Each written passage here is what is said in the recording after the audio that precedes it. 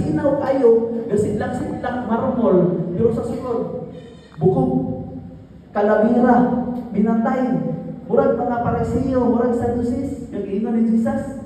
Nga, kita, dili tayo ng anak ng igsoon. Amen. Amen.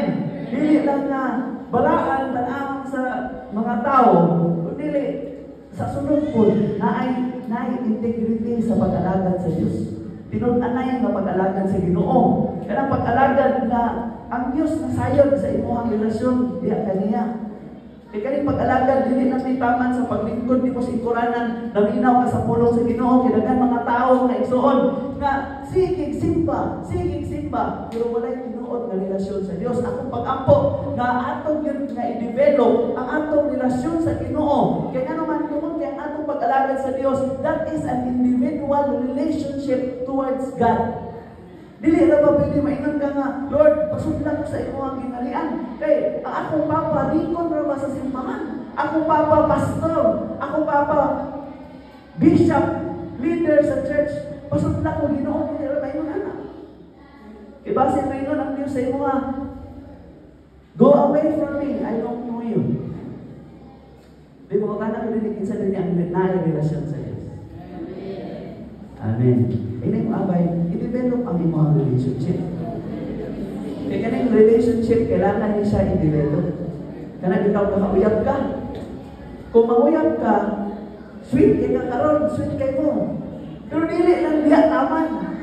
Kung dili, pag-abot sa iyahang, pag-abot sa inyong anniversary, magdala ka o bulan. Di ba? Pag-abot sa Pasko, magdala ka regalo. Na naman, na may relationship na gina-develop.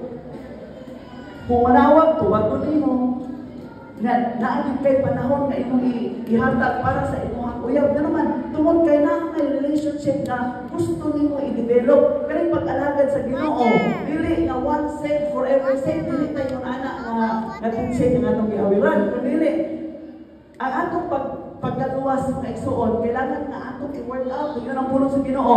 Work out your salvation with fear and trembling. Ang atong pag-alagad sa Ginoo, tungod kay naan ang tayong relasyon diya kaniya, kailangan na atong atong i-develop, atong i-improve. Amen. Kung karon dili ka kakalik, na-develop na, i-maintain na siya, dili ka kakalik. Ganda na kag Biblia, na bisan pagdugay na kay kag nangalagad sa Ginoo, pagsugod nimo sa pagpangalagad, ganda na kag Biblia, hangtod bisan pag 30, 40 ka tuig, 50 na, bisan tiguang na kayo ka, pagdala lang niya sa Biblia, i-maintain ang iyong relasyon sa Ginoo, mga igsoon. Amen. Amen. Dili kay murag lingas mo ba magidagkutan. Karon nasig kay sa matanan, gidilaag, grabe ka nasig, ligid-ligid, grabe isa sa kamot, dahil sa Ginoo. Pero pag-abot sa panahon, isa ka bulan, 3 ka bulan, tingala na lang, kaasa naman itong kadasig, niya, nawala naman, di naman gasimba, di naman ga-appeal sa mga buluhaton. Ano man? Murag kubon. Ini ang abay sa ka-hardwood or pugod. Nga magkadugay, magkabaga, mas musamot ang kainit, mga igsoon. Amen. Mga lagad ka sa Diyos. Ini ang abay mga lagad sa Diyos. Ayaw pagkumpiyansa, mga lagad sa Diyos. Inayin na. Dili kay bugnaw-bugnaw, init-init. Dili kay balaan lang sa gawas, pero sa sulod, dili. Walay pagkabalaan. Ano man, denying the power of the Holy Spirit. Ingon ang pulong sa Ginoo, avoid them. Ingon ang Diyos. Bisan ang Diyos gani mismo, Revelations 3:15 to 16, ang ingon. Basaw na to, para ito masaktan. Revelation